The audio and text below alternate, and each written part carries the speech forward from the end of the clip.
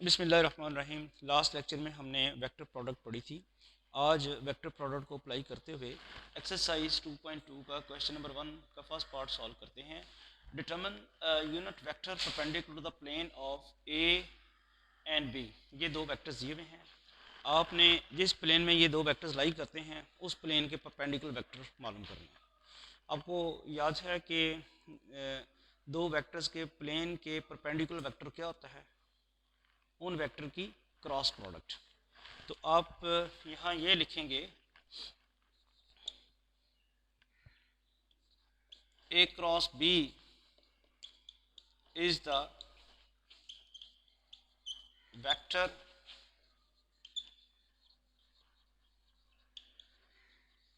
perpendicular to the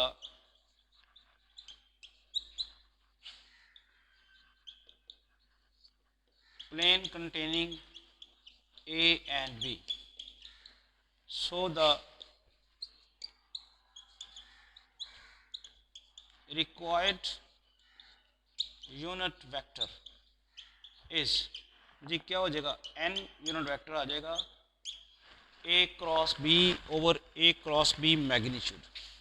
एक तो बात यह है कि A क्रॉस B ऐसे प्लेन के परपेंडिकुलर है जिसमें A और B लाई करते हैं, ये एक वो वेक्टर है। इसके अलॉन्ग हमने यूनिट वेक्टर मालूम करना। तो किसी वेक्टर के अलॉन्ग जब यूनिट वेक्टर मालूम करना होता है तो क्या करते हैं, उस वेक्टर को उसकी मैग्नीट्यूड से डिवाइड करते हैं। ठीक है, तो ये हमने फाइंड करना basically A cross B over A cross B magnitude. In other words इस क्वेश्चन में हमें बेसिकली ए क्रॉस बी ही फाइंड करना था। उसने ये नहीं कहा कि इन वेक्टर्स की क्रॉस प्रोडक्ट मालूम करें। उसने कहा है कि आप ऐसा वेक्टर मालूम करें जो उस प्लेन के परपेंडिकुलर हो जिसमें ए और बी लाई करते हैं, और वो वेक्टर होता है ए क्रॉस बी। इसका मतलब है कि डायरेक्टली उसने ए क्रॉस बी फाइंड करने के लिए नहीं कहा हमें, बल्कि इनडायरेक्टली ए क्रॉस बी फाइंड करने के लिए कहा है। बल्कि उससे भी आगे गया कि यूनिट वेक्टर मालूम करें, तो फिर ए क्रॉस बी फाइंड करने के बाद हम उसकी मैग्नीट्यूड से उसे डिवाइड करेंगे। तो सबसे पहले ए क्रॉस बी फाइंड करते हैं। सेकेंड ईयर के 7th चैप्टर में भी आपने क्रॉस प्रोडक्ट का, दो वेक्टर्स की क्रॉस प्रोडक्ट का फॉर्मूला पढ़ा हुआ है। क्या होता है? डिटर्मिनेंट की फॉर्म में आता है।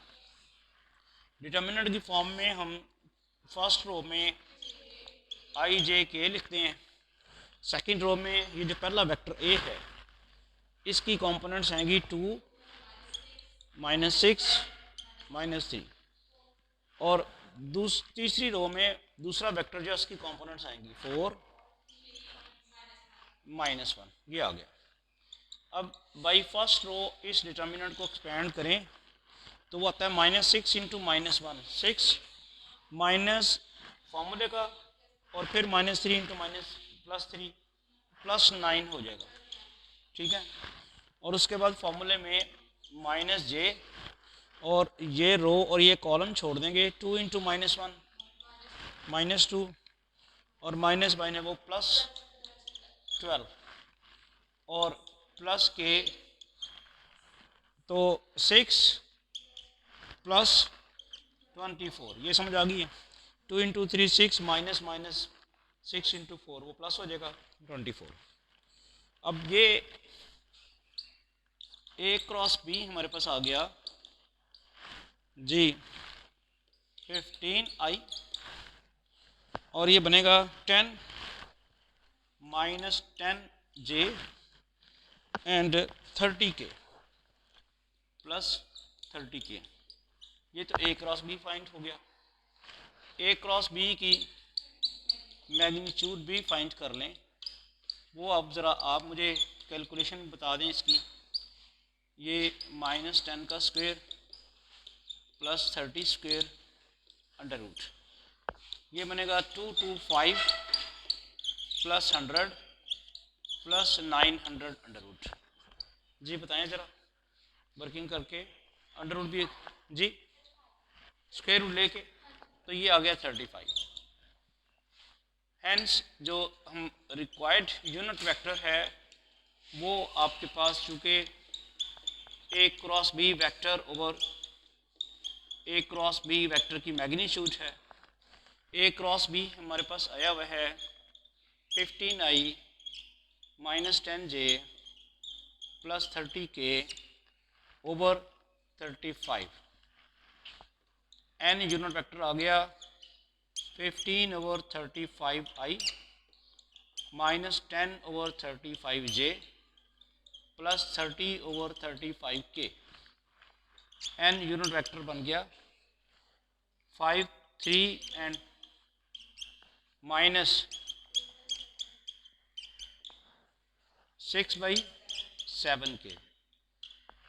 This is the required unit vector perpendicular to the plane containing both A and B। Clear हो गया। जब भी वो कहे कि आप इन दो वेक्टर्स के परपेंडिकुलर वेक्टर मालूम करें तो उन वेक्टर्स की क्रॉस प्रोडक्ट मालूम करनी होती है।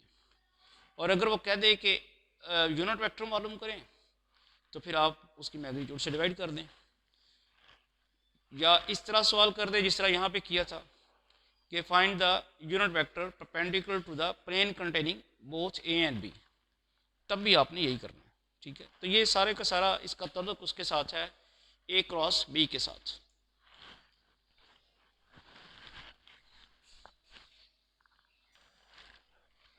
नेक्स्ट क्वेश्चन है find A cross B if A is equal to I minus J plus K, B is equal to 3i minus 3j plus 3k, what is the geometrical significance of this answer. पहले तो ए cross B find करना है और फिर geometrical significance मालूम करनी है। अगर तो आपका कॉन्सेप्ट क्लियर है तो ए क्रॉस बी फाइंड किए बगैर भी ज्योमेट्रिकल सिग्निफिकेंस इसकी फाइंड हो सकती है। अभी मैं डिस्कस करता हूँ, लेकिन चूंकि इस क्वेश्चन में पहले आपको ए क्रॉस बी फाइंड करना है तो पहले हम ए क्रॉस बी फाइंड करते हैं।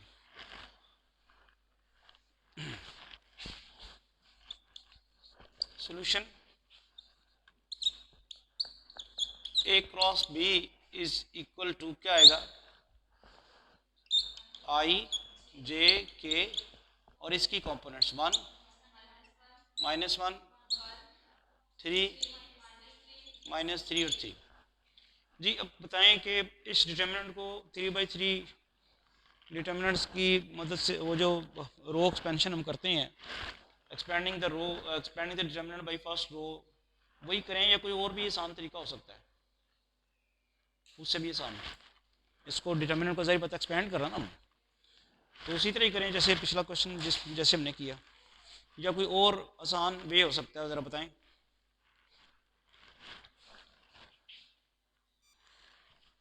जी आप क्या कह रही हैं कि उसी तरह करें जैसे 3/3 का डिटर्मिनेंट एक्सपेंड किया। आप क्या कह रही हैं -1 कहाँ से कॉमन लिया जाएगा, इसमें से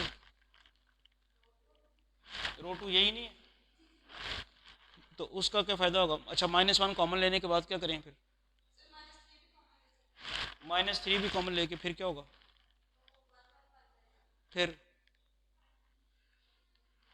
ये नहीं, आप काफ़ी करीब पहुंच रहे हैं। हम 3 कॉमन ले लेते हैं किस रो में से, थर्ड रो में से। कॉमन लेने का मतलब क्या होता है, आपने डिवाइड करना है। तो आप इस तरह लिखेंगे ऑपरेशन जो आपने किया है 1/3 R3, यानी आपने रो 3 को 3 पे डिवाइड कर दिया। जो आपकी फर्स्ट रो है वो एज इट इज़ रहेगी, सेकेंड रो भी एज इट इज़ रहेगी और थर्ड रो बन जाएगी 1 -1। अब डिटर्मिनेंट की प्रॉपर्टीज़ में से एक प्रॉपर्टी है कि अगर उसकी कोई 2 रोज इक्वल हो तो उसका आंसर 0 होता है, तो एक्सपेंड करने की मेरी ज़रूरत ही नहीं है। तो ये आ गया 3 × 0 आंसर 0। तो आपने और उसकी रीज़न आप दे दें since R2 is equal to R3, क्योंकि ताकि उसे पता चल जाए एग्जामिनर को कि आपको पता है जो आप कर रहे हैं। आपने 0 लगाया है तो आपको आर्गूमेंट देना है कि किस वजह से आपने 0 लगा दिया। एक बात, यहाँ तक तो क्वेश्चन सॉल्व हो गया जो उसने कहा था ए क्रॉस बी फाइंड करें। दूसरी बात उसने ये कही है कि इसकी ज्योमेट्रिकल सिग्निफिकेंस बताएं। ज्योमेट्रिकली ये क्या बताता है, बताएगा आप में से कोई। पैरेलल, बिल्कुल यही है दो वेक्टर्स की क्रॉस प्रोडक्ट 0 आ जाए तो वो वेक्टर्स क्या होते हैं, पैरेलल होते हैं। ठीक है, तो ज्योमेट्रिकली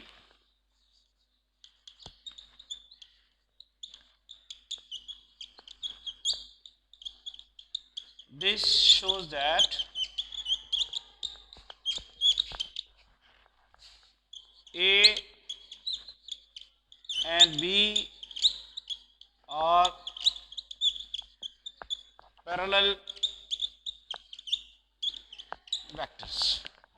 और बड़ी मज़े की बात यह है कि अगर उसने A क्रॉस B फाइंड करने के लिए ना कहा होता, ये वेक्टर्स दे के आपको ज्योमेट्रिकली सिग्निफिकेंस सिर्फ मांगी होती, तो तब भी पता चल रहा था कि वेक्टर्स पैरेलल हैं। कैसे पता चल रहा था? हाँ, ये जो vector B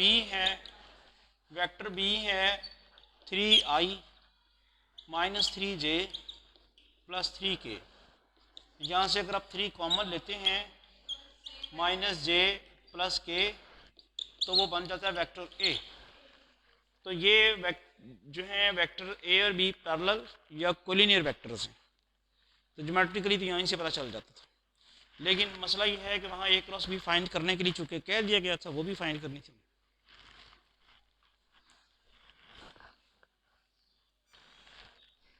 next question number 3 है, if A and B are parallel to YZ plane with A magnitude is equal to 2 and B magnitude is equal to 4 and A dot B is equal to 0, what can you conclude about A cross B? Question समझ आ रहा है? दो तीन चीज़ें उसने बताई हैं। अगर A डॉट B 0 है तो इसका मतलब क्या है? A और B परपेंडिकुलर है। अच्छा, अब ज़रा हम उसने कहा जी वाइजर प्लेन के, तो कंक्लूड किसके अबाउट करना है? A क्रॉस B के। अच्छा, A क्रॉस B का जो फार्मूला है वो क्या है? वो है A magnitude sine theta N unit vector की बजाय अब क्या आ जाएगा? यहाँ उसने बताया हुआ है कि A और B पैरेलल हैं किसके? YZ प्लेन के। और YZ प्लेन के परपेंडिकुलर वेक्टर कौन सा होता है? YZ प्लेन के परपेंडिकुलर x एक्सिस होता है और x एक्सिस के लॉन्ग यूनिट वेक्टर I होता है। इसलिए हम यहाँ पे क्या लगाएंगे? I। ये बात समझ आ गई? यही समझने वाली थी। एन यूनिट वेक्टर ये नहीं आएगा क्योंकि A और B उसने बताए हुए हैं कि YZ प्लेन के पैरेलल है। यानी फर्ज करें ये YZ प्लेन है, तो इसके परपेंडिकुलर वेक्टर ये होगा जो x एक्सिस के पैरेलल होगा, और वो आएगा I यूनिट वेक्टर। एक बात। अब इसमें आप कह सकते हैं, वजह बता सकते हैं, since A and B are parallel to YZ plane. अब A मैग्नीट्यूड किसके इक्वल है बताएंगे? 2 के। B मैग्नीट्यूड किसके इक्वल है? 4 के। और थीटा के बारे में आप क्या कहते हैं? थीटा होगा 90 डिग्री। ठीक है ना? अब ये जो 90 आपने लिखा है इसका आर्गुमेंट दे दें, चूंकि A डॉट B 0 है। अब यहाँ आ गया 8 साइन थीटा 1 और I यूनिट वेक्टर, तो क्या आंसर आया? 8I। Thank you.